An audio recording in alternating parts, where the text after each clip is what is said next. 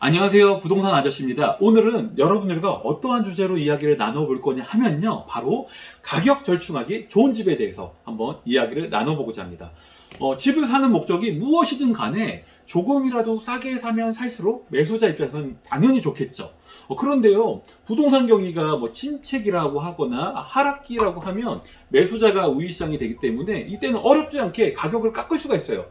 근데 문제는요, 지금처럼요, 상승장이거나 혹은 상승이 계속 예상되는 장이라고 하면 매수자보다는 매도자 우위시장이기 때문에 10억 원이 넘는 집을 사면서도 사고 팔면서도 1%인 1,000만 원 깎기도 쉽지가 않을 때가 많습니다.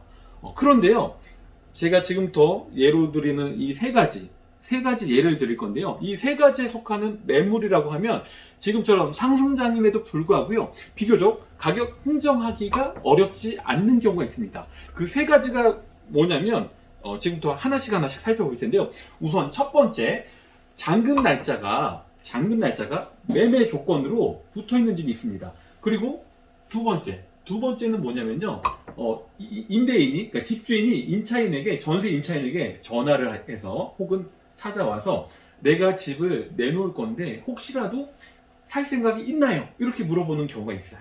이게 두 번째고요. 네, 마지막 세 번째는 뭐냐면요, 매매하고 전세, 임대가 동시에 나와 있는 매물이 있거든요.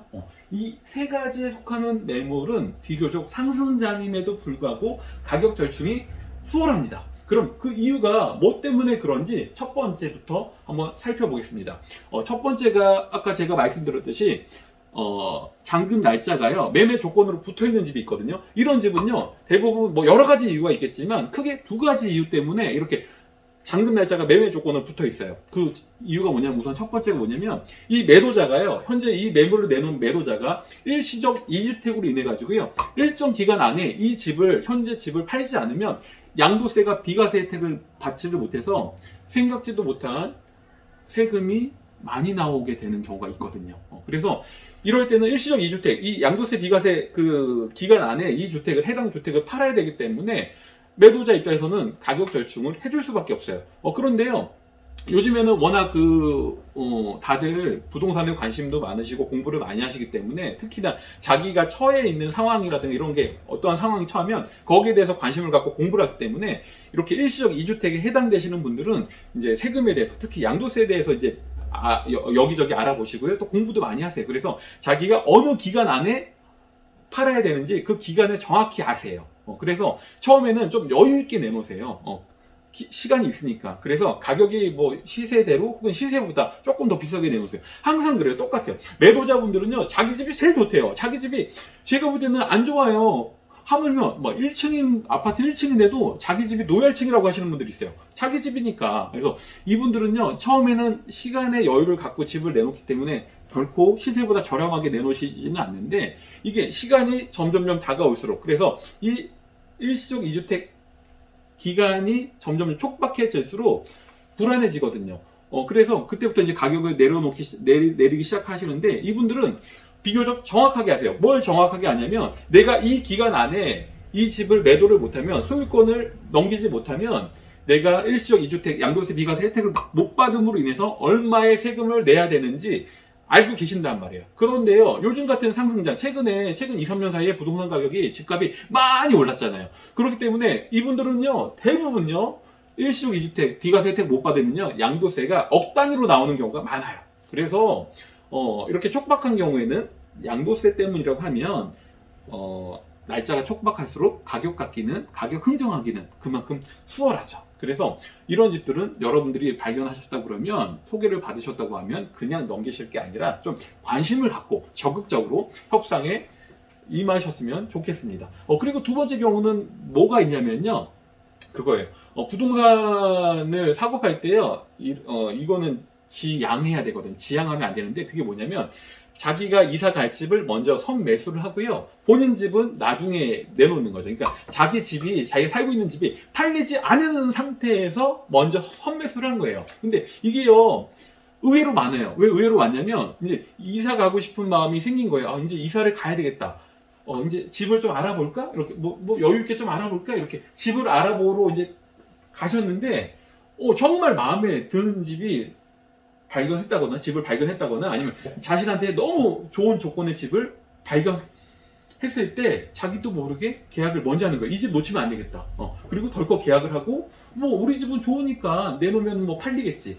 이런 생각으로 선매수를 하시는 거죠. 선매수를 하시는데 잠금 날짜를 대부분 또 길게 잡으세요. 왜냐면 자기 집을 팔아야 되니까. 그래서 보통 일반 매매 같은 경우는 뭐 한 2달 정도 잡잖아요. 잠금까지. 계약에서부터 중도금 잠금까지. 근데 이런 경우에는 한 3달에서 4달. 심한 경우는요, 뭐 한 5개월 정도 이렇게 잡으시는 경우도 있어요. 그러면 처음엔 자신 있죠. 5개월 안에 우리 집이 안 팔리겠냐? 설마 안 팔리겠냐? 근데요, 설마가 사람 잡는다고요? 이분들도 똑같아요. 처음에는 집을 내놓으실 때 잔금 날짜를 넉넉하게 잡았잖아요. 그래서 시세보다 결코 저렴하게 내놓지 않아요. 시세대로 혹은 자기 집이 제일 좋으니까 자기가 생각할 때 시세보다 약간 비싸게 내놔요. 그렇게 이제 자신 있게 집을 내놨는데 그러면 집이 뭐 원하는 날짜에 뭐 팔릴 줄 알았는데 안 팔린단 말이에요. 부동산에서 집을 보러 오겠다는 전화 한 통 없고요. 뭐 아예 뭐 문의 자체가 없어요.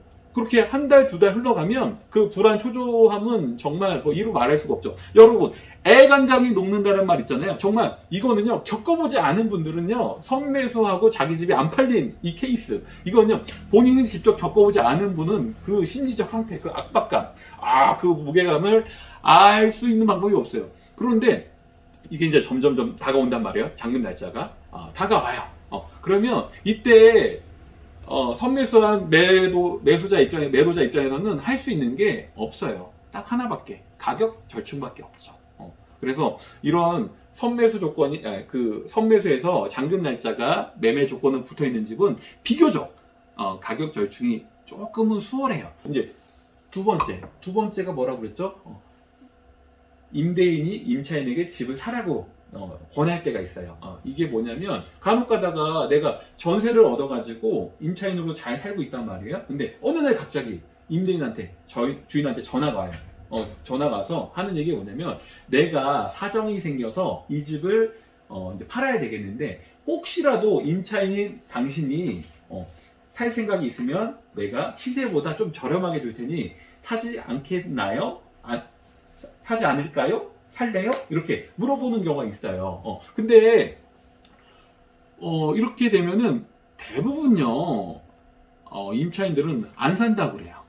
왜 안 사냐면 자기는 이 집을 전세로, 그러니까는 살 목적, 그러니까 그냥 거주할 목적이었지 이 집을 내가 매매로 소유권을 살 생각은 안 해봤거든요. 근데 어느 날 갑자기 뜬금없이 임대인이 전화 와서 집을 사지 않을래요? 이렇게 물어보니까 거의 뭐 그냥 안 산다고 하는 경우가 많아요. 실제로도. 그런데요, 이런 제안을 받았을 때 여러분들은 좀 생각을 해보셨으면 좋겠어요. 그냥 아니에요 이렇게 거절하지 마시고요. 임대인한테 일단은 그러면 제가 저희 뭐 남편하고 아니면 저희 뭐 아내하고 좀 상의해보고요. 며칠 있다가 연락을 드려도 될까요? 이렇게 일단 끊으시고 생각을 한번 해보셔야 돼요.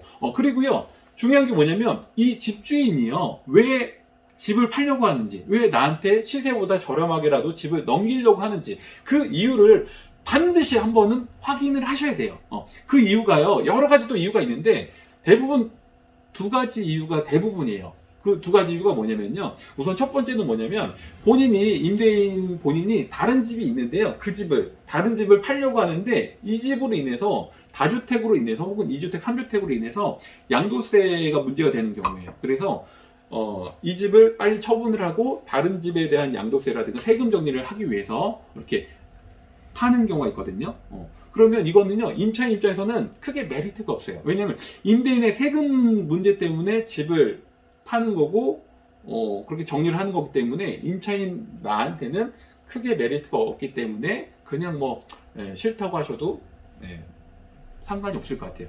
그런데요, 두 번째 이유 때문이라고 하면, 집주인이 집을 팔려고 하는 이유가 이 2번째 이유라고 하면, 여러분들은 만약에 여러분이 전세 임차인이라고 하면 한 번쯤은 매수하는 거를 긍정적으로 좀 생각해 보실 필요가 있는 게 뭐냐면요, 임대인은 이 해당 아파트를, 지금 나한테 전세를 놓은 이 아파트를 산 목적은요, 투자 목적일 거예요. 그래서 전세를 끼고 아니면 내가 사서 전세를 놨는데, 임대인이 세를 놨는데 생각보다 가격이 오르지 않은 거죠. 그러니까는 이게요, 보유를 했는데 어느 정도 이제 가격이 올라가줘야 내가 이거를 계속 가지고 있을 만한 그 의지도 생기고요. 아, 그래, 투자 잘했다. 이렇게 생각이 될 텐데, 뭐, 3년이고 4년이고 5년이고 이렇게 뭐 오랫동안 가지고 있었는데, 생각보다, 아니면 생각했던 것처럼 집값이 올라가지 않은 거예요. 그래서 더 이상 이제 내가 이거를 보유해야 되겠다는 그런, 의지가 꺾인 거죠. 그래서 이제 정리하자. 이렇게 되는 거예요.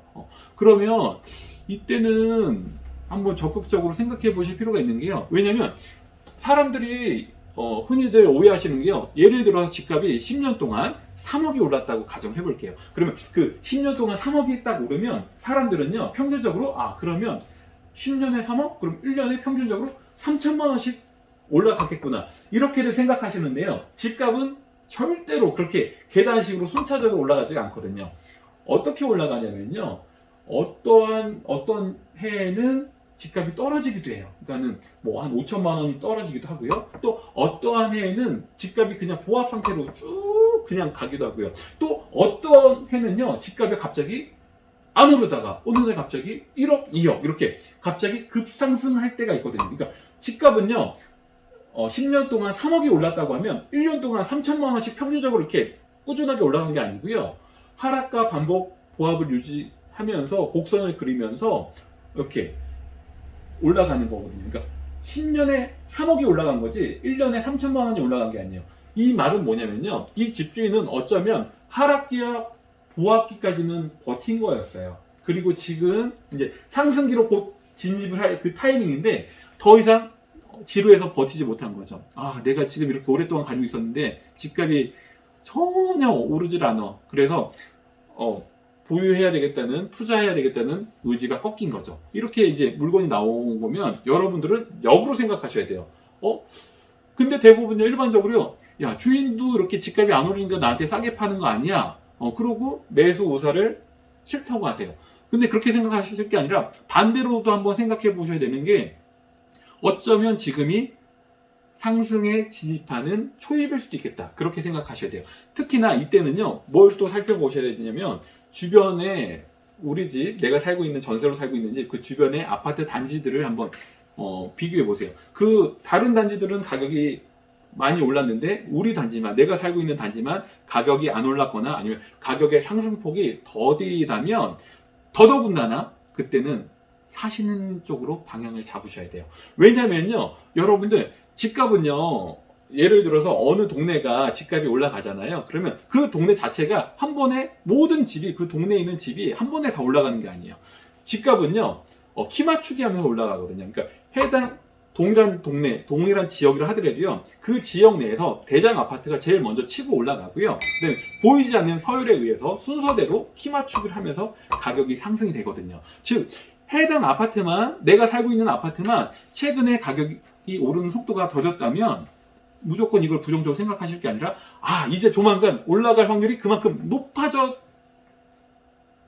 높아졌을 수도 있겠다. 이런 긍정적으로 생각을 좀 할 줄도 알아야 돼요. 어쩌면요, 임대인은요, 하락과 보합장까지는 잘 기다렸어요. 근데 막상 이제 상승장이 이제 시작되는 그 바로 직전에 더 이상 기다림을 연장시키지 못하고요, 기회를 임차인인 나한테 넘기는 안타까운 순간이 될 수도 있기 때문이에요. 그러니까요, 이거를 기회를 잘 살리면 임차인 입장에서는 일타쌍피가 되는 그 황홀한 순간이 될 수 있죠. 즉, 시세보다 저렴하게 내 집을 장만할 수 있고요. 그다음에 내가 뭐 이사를 간다거나 뭐 부수적인 비용도 또 아낄 수 있잖아요. 이사도 안 가도 되고 뭐 중개 수수료도 안 나가도 되고 이런 부수적인 비용도 아낄 수 있고요. 무엇보다 큰 거는 상승장 직전에, 그러니까 가격이 올라가기 바로 직전에 내가 집을 장만했기 때문에 최고의 타이밍이 될 수 있다는 걸 여러분들은 아셔야 돼요. 그래서 집주인이 집을 사지 않을래요? 이렇게 연락이 왔을 때 무작정 싫어요, 이렇게 딱 거절하시기보다는 한번 생각해 볼게요, 며칠만 시간을 주세요 하고 나서 이렇게 종합적으로 한번 집주인이 왜 집을 팔려는 이유가 뭔지, 그 다음에 주변의 아파트 시세는 어떤지, 우리 집은, 내가 살고 있는 집은 최근에 시세가 어떻게 형성이 됐는지, 그런 걸 종합적으로 한번 생각을 해보시고, 이게 타이밍인지 아닌지를 한번 그려보셨으면 좋겠습니다. 그리고 마지막 세 번째는요, 매매와 임대가, 그러니까 전세가 동시에 나온 케이스거든요. 이 얘기는 뭐냐면요, 집을 그 매도자가요 집을 급하게 팔아야 하는 이유는 없지만 급하게 이사를 가야 하는 이유가 생긴 집이에요.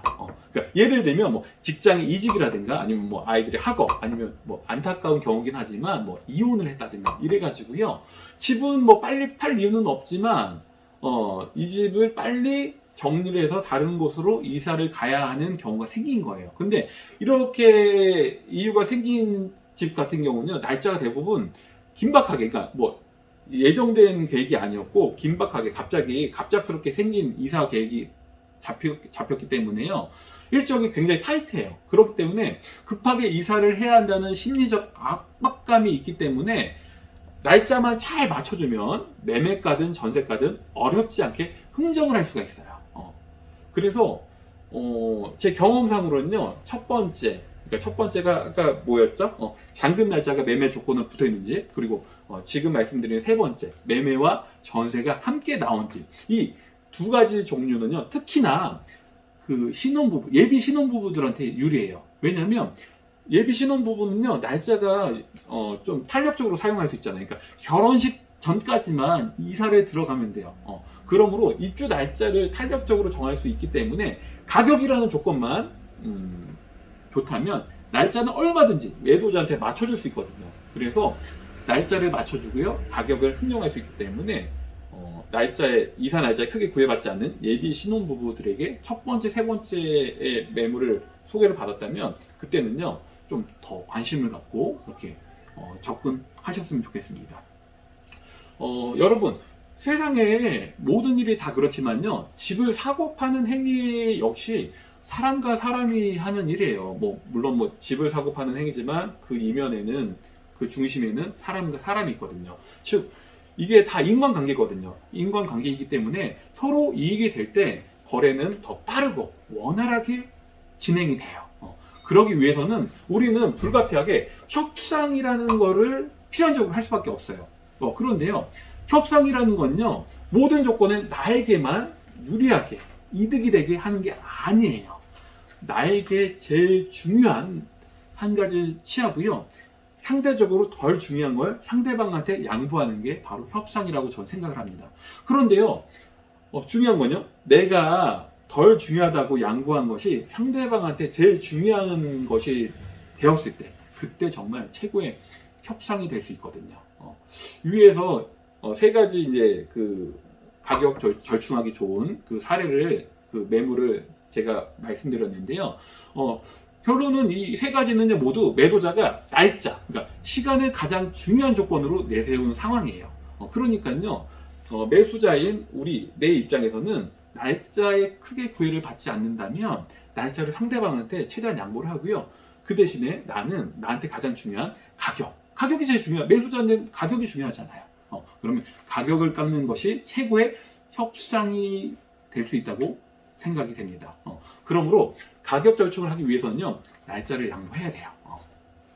부동산 제가 중개업을 하다 보면요 손님 중에서 가끔 자신의 조건들만 일방적으로 내세우면서 상대방의 조건을 하나도 수용하지 않으려고 하는 사람들이 있어요. 이렇게 되면요 좋은 결과물을 얻기가 어려워요.